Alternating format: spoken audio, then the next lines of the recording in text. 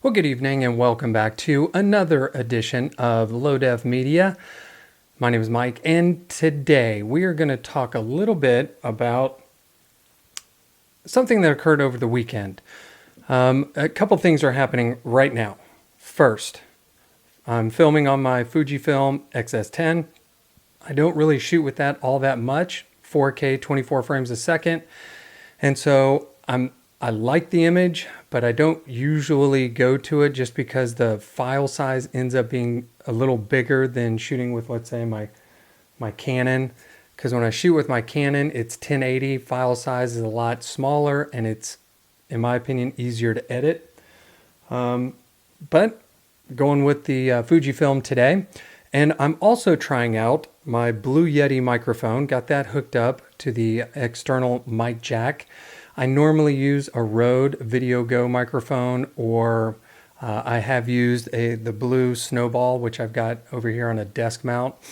Try new things. I want to improve the audio quality of my videos.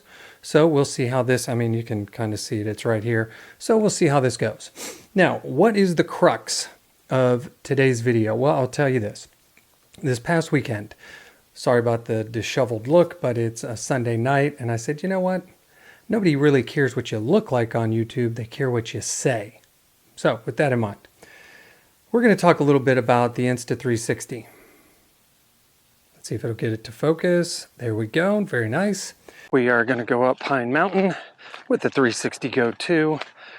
And for the entirety of this video, we are going to shoot in just video mode and not pro video. Plenty of folks out there doing, what is it? Their reviews and telling you to shoot in pro. But for those instances where you just want a quick shot, get some quick video, you're going to use this one button video feature. So we're going to talk about that, and we're going to talk about my Canon T7i, because this past weekend, let me kind of frame what happened. This past weekend, I went out on a hike. I used both cameras. I wanted to compare the 1080 24 frames a second image out of my Canon against the 2.7K image 30 frames a second that comes out of the Insta360 Go 2. And here's the reason. I'm going on a vacation right after Christmas, and I need to take a camera with me. Now, I've been thinking about taking my GoPro Hero 10, but it's super buggy, glitchy, very similar to the 9. So I've got it right here. So I've got it. It's right here. It's a great camera when it works. But what I find is that it's not very reliable. You don't know when it's going to work, and you don't know how well it's going to work. You don't know if it's going to lock up, if you're going to lose footage. So I'm kind of on the fence. I know it's good when it works, and it can record in 4K, 5.7K. It's got, great stabilization. So I'm thinking I'll take it. Fingers crossed that it works, but I need something that I can kind of capture all the events that lead up to getting to the airport, to getting to Alaska, all those things that are, very quick, spur of the moment type things. So I'm thinking I want to take the Go 2, hook it up to the magnetic pendant, and wear it that way, or I've got this really cool mount. This is a Joby little micro kind of mount here. Let's see if I can get that to focus. Probably not, because my face is in the focus in the picture. There we go. Kinda, maybe.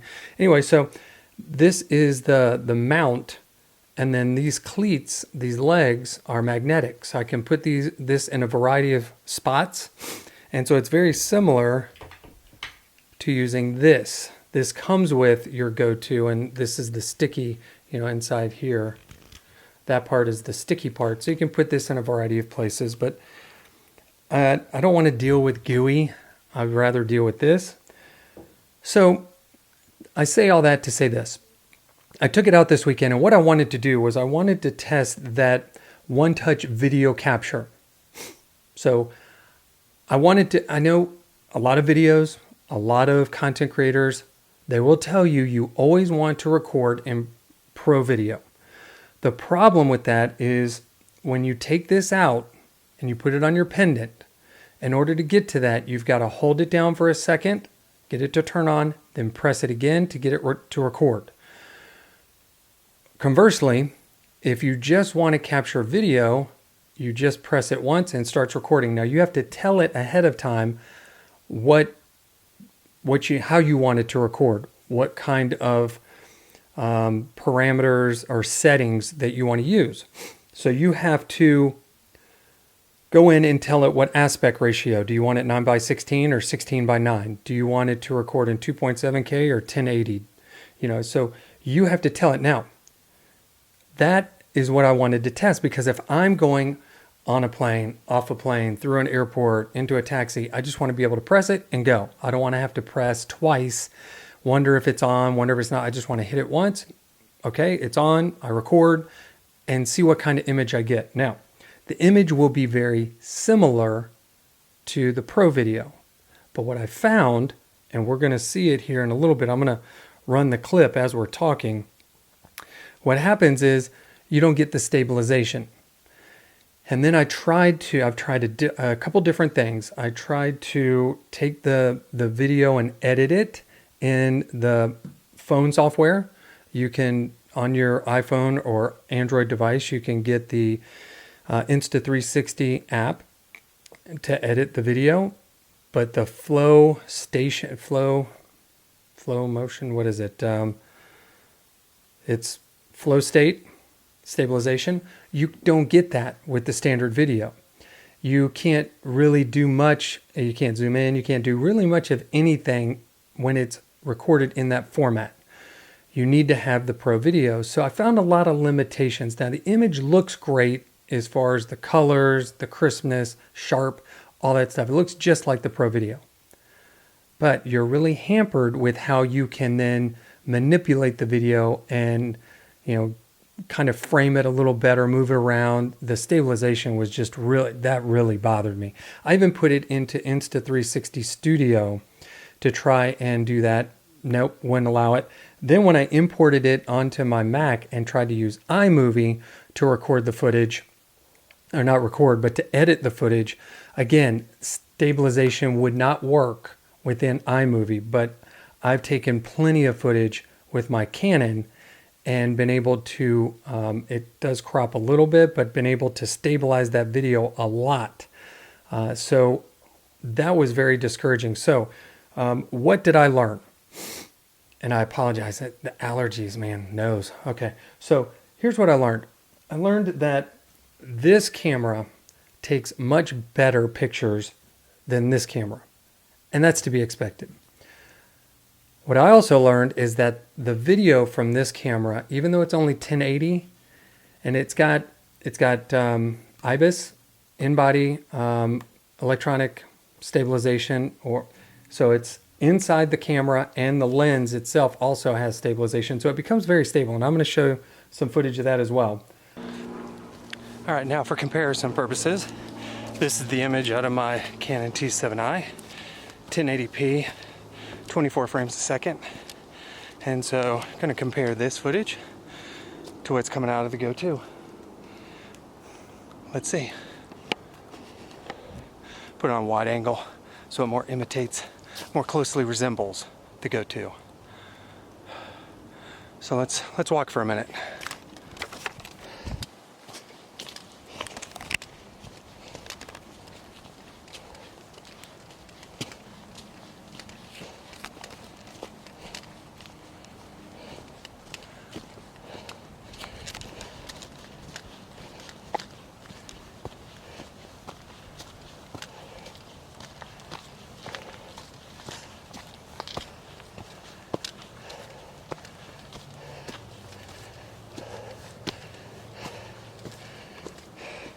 Not too bad.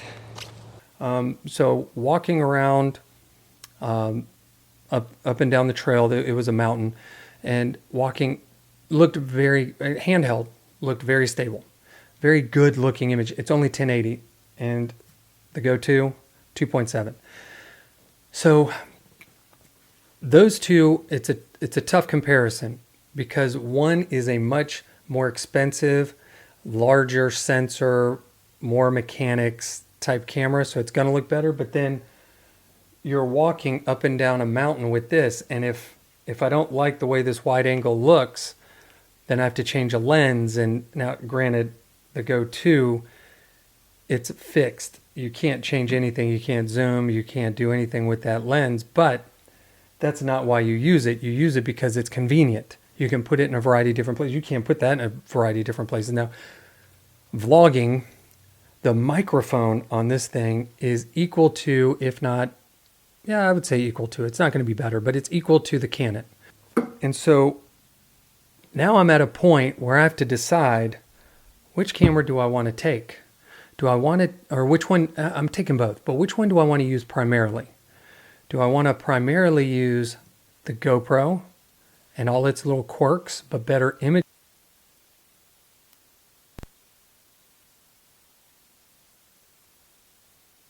Hiking, got the chest mount going, and I've got the Go 2 here. I press a button. Think that I got the recording started. Oh no. All I did was turn it on. So then when I hit it again, that's when it starts recording. I'm thinking I turned it off. So what I'm recording is what I don't want. Then when I want to record what I do want, I'm turning it off. So that was another challenge because there's no screen. You don't know if it's on. The only way you know if it's actually recording is there's a little light, and let me show you real quick. If you look here, there's a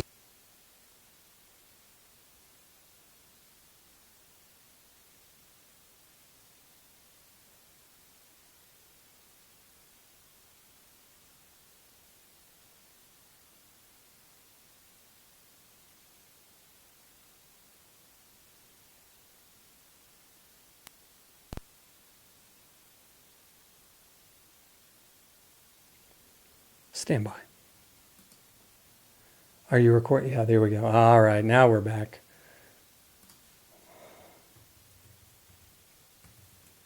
So another learning lesson for all of you new vloggers out there. When you use the Blue Yeti microphone, it needs power. And so when you plug it into your camera, a phone, whatever, it's not going to get the power it needs. It has to, one, be connected to your computer, and two, the computer has to have the software because it's telling it how to work. So that's the other thing. You can't just plug it into a power supply and expect it to work. So little learning curve there.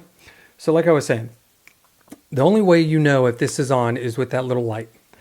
And then there's a couple times in the video where I'm looking down at my shirt to see if the light is on. There's no screen. You don't know what you're recording. You don't know if you've got it framed. You don't know if it's on. And so that is another, I would say, struggle with using the 360, the Insta360 Go 2. So you have to be very aware of that. What I would recommend is just use it a lot, become very comfortable with it, so it becomes second nature. So I'm at the point where I've pretty much convinced myself that's what I'm going to do. I'm going to take this camera with me. And so I'm hoping that when I return, I'll be able to put all that footage together and show you, my viewing audience, my trip to Alaska using the Go 2 so that we can all kind of, now I'm sure you've seen video footage of content creators. I know I have, and they make this camera look amazing. But I was out on a mountain here in Georgia. It was somewhat overcast, and it was a decent image, but I wouldn't say it was a great image, and it certainly didn't look like what other content creators had posted or been able to replicate. And so I got to be honest, I am a tad bit leery. Probably the most realistic video I've seen was Joey Driftwood. He did a really good, honest assessment of this device. He took it pretty much in a place where he lives in Canada, so he went camping for 3 days. And so he used his camera the same way I'm going to use it. Just catching everyday events that are going on. He was camping. I'll be doing, like the whole dog sledding and snowmobiling and skiing and that kind of thing, but just capturing those little moments. So you're going to tap it, you're going to record, and you're going to stop. So hopefully I can capture some images similar to what he was able to capture and put that together, and collectively we'll see what this camera can do. Now I am concerned. There are two things that I'm concerned with as I embark on this project. One is the recording size. This is the 32 gigabyte edition, and so a certain amount of that memory is utilized by the camera itself. So you don't have all 32 gigs. Probably have somewhere in that 24 gigabyte range. And then the other thing is battery life. Individually, when you take the camera out, battery life isn't so great. When you leave it in the case, battery life is significantly better because now you got two batteries. You've got the case and you've got the actual camera. So those are the two things that I'm really concerned with. I'm got the feeling that now I'm going to have to take a laptop with me so that I can download all that footage, because if I use my phone, you got to figure if I max out the memory, that's 20 gigabytes going on my phone. And so you do that once or twice and that's going to start eating up memory. So then you got to think about, well, do I put it on my phone, then have to take it off my phone and put it somewhere else? So that's just adding an extra step. So cut that step out, take my laptop and take this footage directly to my laptop, and then I can put it on maybe an external storage device and then edit when I get home. So that's something we'll discuss after my trip. So hopefully, you looked at some of the footage that we had, and you've kind of gotten an idea of some of the challenges I had to deal with this past weekend. And that'll give you some insight as to whether or not this is something that you need to buy for yourself. And then when I get back, we'll have some more footage for you to look at, and hopefully that will help you as well. So that's all I've got for you tonight. Just wanted to throw something down. No real script or anything, but I had to get that out because there's a lot of buzz for this camera. And I just had to give you my honest thoughts, my honest assessment of someone who I've only had this for a week. And so these are the challenges that I've had to deal with in that 1 week's time. So again, this is Mike, Low Def Media, and we'll see you in the next one.